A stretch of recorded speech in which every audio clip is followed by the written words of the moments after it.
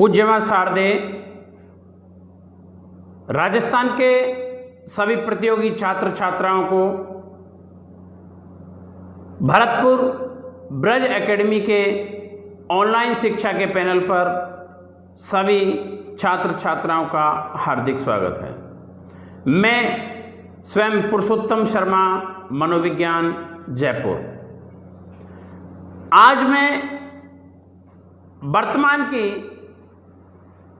प्रतियोगी परीक्षाओं को ध्यान में रखते हुए आपके सामने शिक्षा मनोविज्ञान का पाठ्यक्रम लेकर के आया हूं।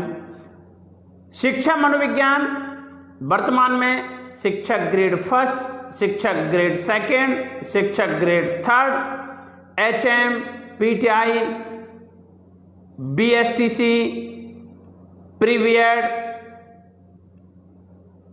आपका एयरफोर्स, रेलवे, अधिकांशतः सभी प्रतियोगी परीक्षाओं में शिक्षा मनोविज्ञान अपने आप में एक अपना अलग रोल रखती है। तो दोस्तों, मैं आपके सामने यहाँ पर शिक्षा मनोविज्ञान के पाठ्यक्रम के बारे में विस्तृत अध्ययन करूँगा। सबसे पहले हम बात करते हैं हमारा जो पाठ्यक्रम है जिसको हम बोलते हैं एजुकेशन साइकोलॉजी। एजुकेशन साइकोलॉजी जिसको हिंदी अगर रूपांतरण करें, जिसका हिंदी रूपांतरण होता है शिक्षा मनोविज्ञान।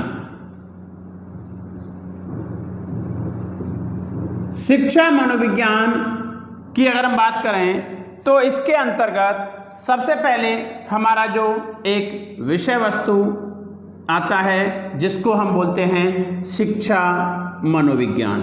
सबसे पहला टॉपिक हमारा है शिक्षा मनोविज्ञान।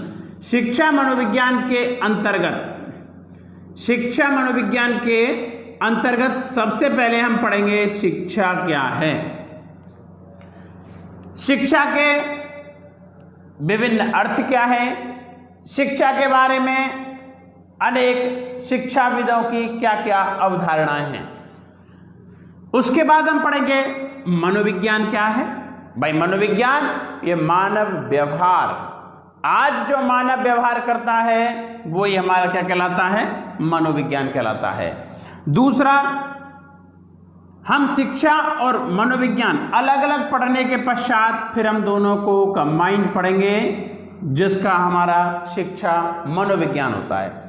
यानी कि मनोविज्ञान के नियमों को, सिद्धांतों को शिक्षा में लागू करना शिक्षा मनोविज्ञान है और यही हमारे पाठ्यक्रम में दे रखा है। शिक्षा मनोविज्ञान के अंतर्गत हमारा जो दूसरा और पॉइंट आता है, सिलेबस आता है जिसको हम बोलते हैं अधिगम। क्या बोलते हैं? अधिगम। अधिगम को बोलचाल की भाषा में हम सीखना कहते हैं। इंग्लिश में क्या बोलेंगे इसको? लर्निंग। यानी कि एक बालक को कैसे सिखाया जा सकता है, अधिगम के कौन कौन से प्रकार होते हैं, अधिगम की क्या विशेषताएं होती हैं, अधिगम की क्या परिभाषाएं होती हैं, अधिगम के कौन से सिद्धांत होते हैं, अधिगम के कौन से नियम होते हैं, इन सभी का हम विस्तृत अध्ययन करेंगे अधिगम में। कहां पर करेंगे? अधिगम के अंतर्गत। अधिगम के साथ साथ एक हमारा सिलेबस और जुड़ा हुआ है यहां पर, अभिप्रेरणा। अभिप्रेरणा भाई अभिप्रेरणा का मतलब क्या है? मोटिवेशन। यानी कि बालक को अपनी निगरानी में रख करके और जैसा वो कार्य कर रहा है उसी प्रकार को उसको क्या करना है, हमें मोटिव करना है, मोटिवेट करना है और तभी वो बालक अपनी सफलता हासिल करेगा। इसके साथ व्यक्तित्व, अगला टॉपिक हम कौन सा पढ़ेंगे? व्यक्तित्व। व्यक्तित्व की बात करें तो इसको इंग्लिश में बोलते हैं पर्सनैलिटी। क्या बोलेंगे? पर्सनैलिटी। भाई पर्सनैलिटी की बात करें यानी कि हम हमेशा ध्यान रखना, व्यक्ति का अध्ययन नहीं करते हैं, हम उसके व्यक्तित्व का अध्ययन करते हैं। व्यक्तित्व का मतलब क्या हुआ?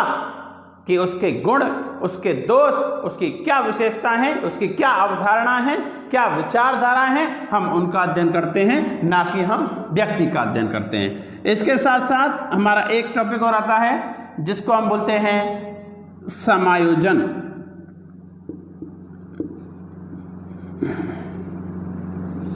समायोजन की प्रक्रिया, समायोजन की जो प्रक्रिया होती है वो हमें जन्म से और मृत्यु तक चलती है।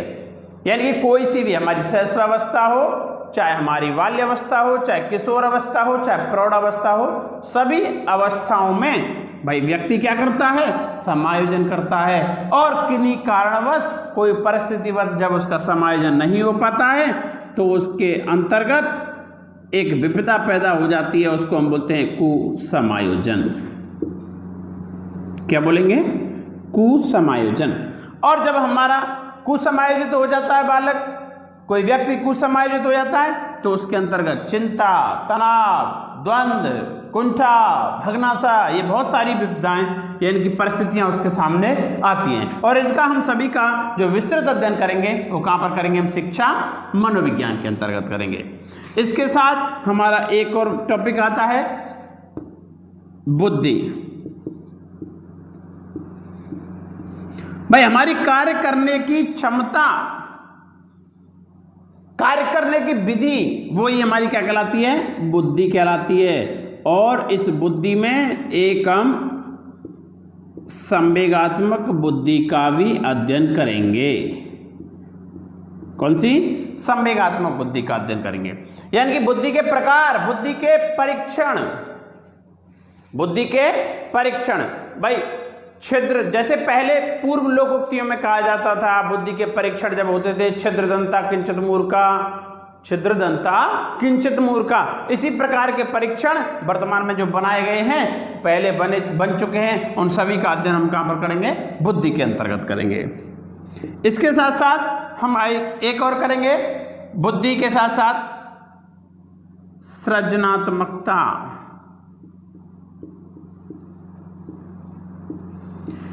क्रिएटिविटी। भाई क्रिएटिविटी का मतलब क्या है? कि क्रिएटिविटी का मतलब कि कोई बालक अनुपयोगी वस्तुओं से उपयोगी वस्तु बनाता है तो वो बालक कौन सा कहा जाएगा? सृजनशील बालक कहा जाएगा। कोई प्लास्टिक थैलियों से और कलात्मक वस्तु बनाता है तो वो हमारा कौन सा कहा जाएगा? सृजनशील बालक कहा जाएगा। इसके साथ साथ एक हमारा विस्तृत अध्ययन की बात करें तो इसके अंतर्गत हमारा आता है बाल विकास।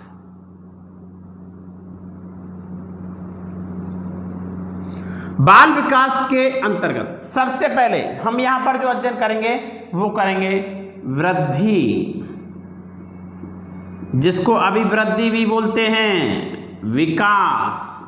वृद्धि और विकास एक दूसरे के पहलू हैं। क्या है?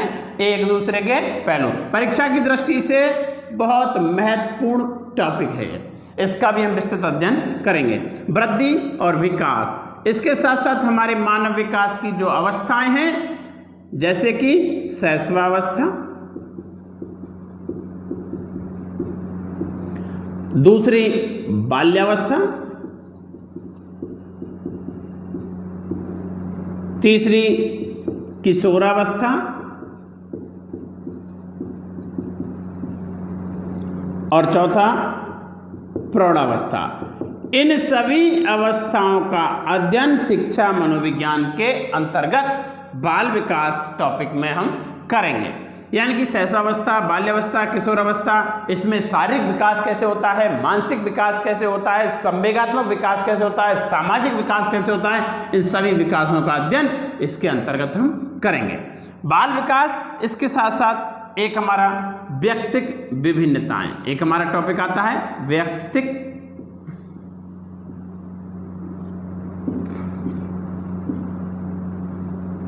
भिन्नताएं। व्यक्तिक भिन्नता की बात करें तो हमारे व्यक्तिक विभिन्नता के कौन कौन से रूप होते हैं, कौन कौन से क्षेत्र होते हैं, और व्यक्तिक विभिन्नताओं के अंतर्गत हम यहाँ पर जिनका अध्ययन करेंगे वो हमारे 5 प्रकार के बालक हैं। 5 प्रकार के बालकों का हम अध्ययन करेंगे। पहला, प्रतिभाशाली बालक।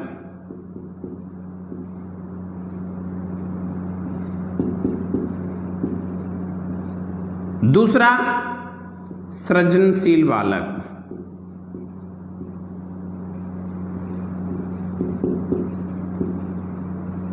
तीसरा बाल अपराधी बालक,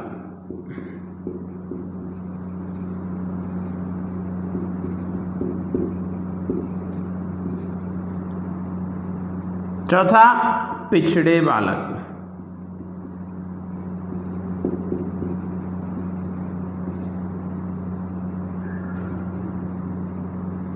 पिछड़े बालक और मंदबुद्धि बालक।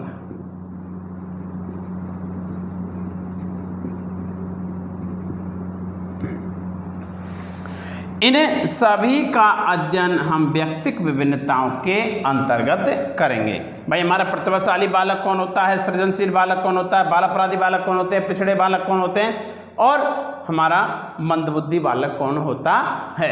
इन सभी का अध्ययन हम शिक्षा मनोविज्ञान के अंतर्गत करेंगे। इसके साथ साथ हमारे छोटे मोटे टॉपिक और भी जुड़े हुए हैं। अन्य प्रकरण की अगर हम बात करें,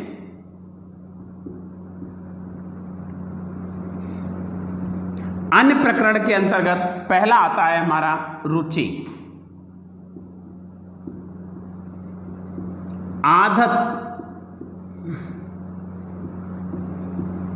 अभिवृत्ति,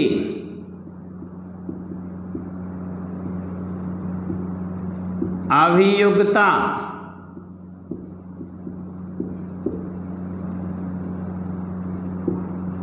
अभियोग्यता, समाजीकरण,